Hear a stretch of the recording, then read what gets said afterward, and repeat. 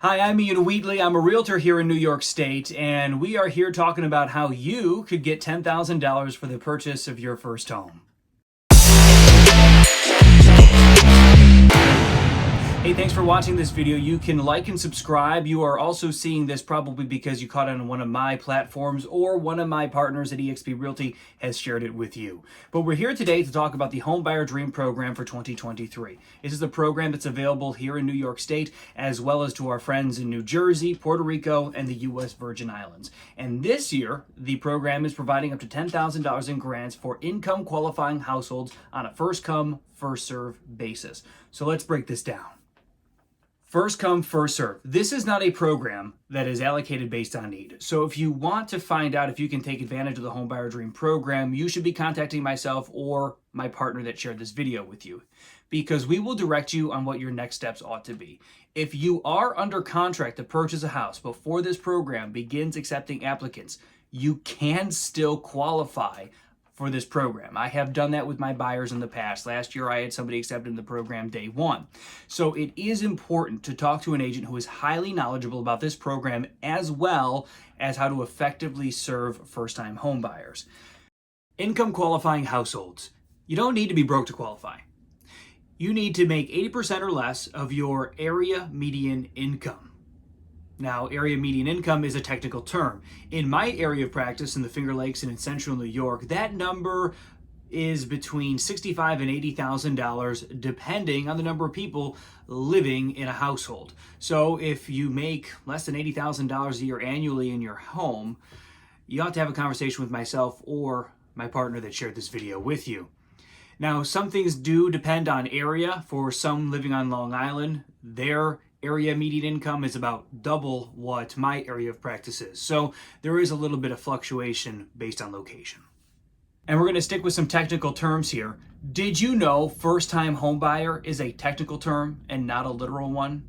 Yeah, most people don't know that. Obviously, if you've never owned a home in your life, you are a first-time home buyer. But what if you owned a home a few years ago, traveled the globe for 5 years, and you want to buy again? You might qualify. I'll give you an example of one of my clients who was a first-time home buyer in spite of owning a home very recently. She was a nurse before she'd gotten married, and she had stayed home with the kids. And long story short, dad walked out, brutal divorce, and she went back to work as a single working mother. The house that she had owned with her ex-husband was sold as a part of their divorce. That's pretty common. But she wanted to make sure that she had a home for herself and her children. Housing stability was very, very important to her. And she qualified as a first-time home buyer because she was what was called a displaced homemaker, despite having owned a home 12 months before buying her next home. So what houses qualify for the Homebuyer Dream Program and that $10,000? Well, typically 1 to 4 family houses are allowed by the Homebuyer Dream Program. However, not all mortgage products work for all properties, so it is important to coordinate with a great lender. Fannie Mae has a product called Home Ready. It's an income qualifying mortgage product that allows buyers to put 5% down and uses the same percentage of average median income that can be used on houses for 1 to 4 units.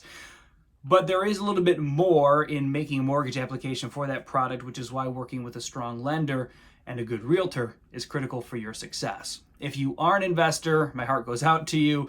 You must be an owner-occupant to take advantage of the $10,000 grant and that particular mortgage product. So can that Homebuyer Dream Grant get you all of the money that you need and you don't have to put in a single penny of your own hard-earned cash? Well, while it is technically possible in my practice, I have yet to see that happen.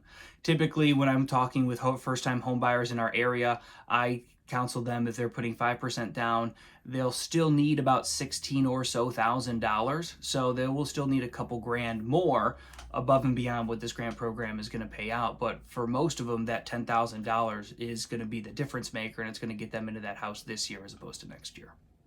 Hey, my name is Ian Wheatley. Thanks again for checking out this video on the Homebuyer Dream Program for 2023. If you have any questions, feel free to reach out to me, reach out to my partner that shared this video with you. My information is in the links below, and like and subscribe.